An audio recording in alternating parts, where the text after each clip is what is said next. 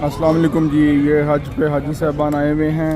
ये एक औरत जो है ये डेड बॉडी पड़ी हुई है, साथ में ये एक आदमी है, ये इंतहाई क्रिटिकल कंडीशन में है। एक डेड बॉडी वो पड़ी हुई है। एक डेड बॉडी अगर मैं फोकस करके दिखाऊं आपको तो वो पड़ी हुई है, एक डेड बॉडी। एक डेड बॉडी वो पड़ी हुई है, एक डेड बॉडी ये पड़ी हुई है। ये लें, अब मैं और फोकस करता हूँ आपको।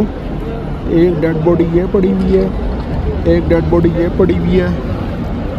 कम से कम कोई 8 से 10 डेड बॉडीज़ पड़ी हुई हैं ये इस रोड के ऊपर।